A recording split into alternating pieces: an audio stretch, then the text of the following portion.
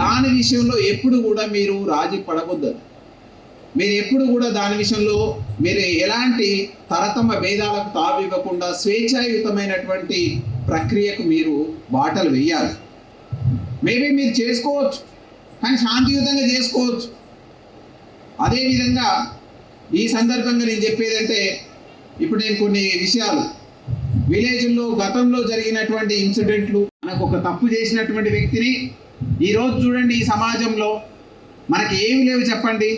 తినడానికి తిండి ఉంది, బట్టలు ఉన్నాయి, మంచి ఇల్లు వాతావరణం ఉంది, చదువుకోవడానికి స్కూల్స్ ఉన్నాయి. అలాంటి సందర్భంలో తప్పులు చేసి శిక్ష అనుభవించి జైలుకు పోయి 4 గోడల మధ్యలో ఎవరితోటి మాట్లాడకుండా, ఈరోజు చూడండి సెల్ ఫోన్ లేకుండా, టెక్నాలజీ లేకుండా ఏ యువత లేదు. నా దగ్గరకు వచ్చినప్పుడు కూడా వానికి కాల్ వస్తూనే ఉంది. మార్నింగ్ 2-3 లక్షలు, ఈవినింగ్ 2-3 లక్షలు, అట్లా 8 నెలల నుంచి వేసుకుంటూ వస్తున్నాడు. 7.85 కోట్లు అక్షరాల 8 నెలల కాలంలో పోగొట్టుకున్నాడు. అయినా నా దగ్గరకు వచ్చినాక కూడా అతను నమ్ముతూనే ఉండు. లేదు సార్, ఇప్పుడే మాట్లాడండి సార్, నేను వేస్తున్నా చూడుకో.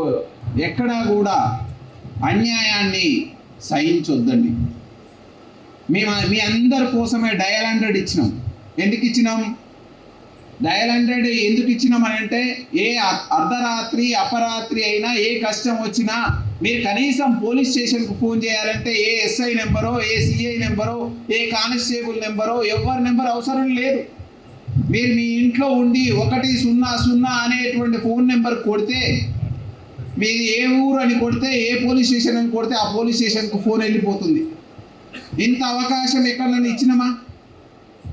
ఎందుకు ఇచ్చినాం? మీకు అందుబాటులో 24 గంటలు మీకు అందుబాటులో ఉండి మీ యొక్క రక్షణ కోసం మేము పాటుపడుతున్నామని. మీ అందరూ ఈరోజు కొంత సర్టన్ టైం తర్వాత అందరూ పొద్దస్తమానం కష్టం చేసి, అదేవిధంగా ఈ మధ్యలో చాలామంది పెడుతున్నారు, నేను ఆ షాపుకు పోయినా, ఇది కొన్నా, నాకు వాడు ఏదో భయ్యా సన్నీ యాదవ్ ఎవరో సంథింగ్ కేసు కట్టినాం. మీ అందరికి తెలుసు. సోషల్ మీడియాలో మనం ఏదో చూస్తుంటాం. అది ఆ టీవీ ఈ టీవీ చూసేటప్పుడు మధ్యలో యాడ్స్ వస్తూ ఉంటాయి. మీరు అందులో పెట్టండి, ఇందులో పెట్టండి అంటే మనకు ఆశ కలుగుతుంది. అత్యాశనే దురాశ దుఃఖానికి చేటు అన్నట్టు, మన అత్యాశనే మనకు చేటు తీసుకొస్తుంది. కాబట్టి సైబర్ క్రైమ్ నేరాలపైన అవగాహన ఖచ్చితంగా ఉంచుకోవాలి.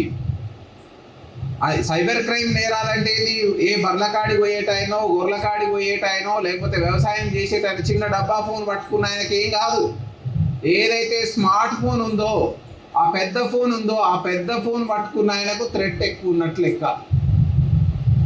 అందులో ఇన్స్టాగ్రామ్లోనో, ఫేస్బుక్లోనో, యూట్యూబ్లోనో, లేకపోతే ఇంకే స్నాప్చాట్, అందులో టెలిగ్రామ్లోనో వచ్చేటువంటి అపరిచితమైన లింకులు నొక్కితే మీ ప్రమేయం లేకుండానే, ఇంతకుముందుకు ఓటీపీ అని అడిగేవాళ్ళు, ఆ ఓటీపీ లేకుండానే డబ్బులు పోతాయి, టింగా అని వెళ్ళిపోతాయి. తర్వాత మీరు పోయి చూసుకుంటే మా కాడికి వచ్చి కంప్లైంట్ చేసే లోపే వాడు మళ్ళీ అందులో ఉంచుకోడు. వాడు ఏమంటే 100 మందికి ట్రాన్స్ఫర్ చేసేస్తాడు. అందుకోసమే ఒకవేళ ఎవరైనా సైబర్ క్రైమ్ బాధితులైతే మీరు పోలీస్ స్టేషన్కి రాకముందే, మీరు అది గ్రహించిన వెంటనే 1930 ఉప్పు సత్యాగ్రహం స్టార్ట్ అయింది చూసిరా, 1930, ఆ 30కి డయల్ చేయాలి. 100 లెక్కనే మీరు 1930కి డయల్ చేస్తే వాళ్ళు కొన్ని ఇన్ఫర్మేషన్ అడుగుతారు. మనకు మీ అందరికి చెప్తున్నాను, మనకు జీవితం ఒకటే ఉంటుంది. 2వ జీవితం, 3వ జీవితం, 10వ జీవితం ఉన్న వ్యక్తిని మీరు ఎప్పుడైనా చూసిరా?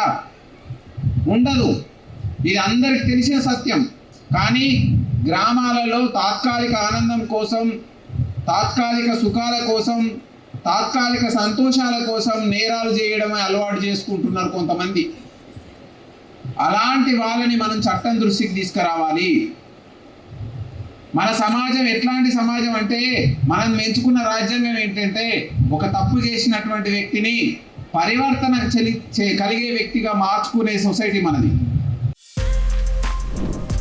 For more videos like this, subscribe Big TV channel.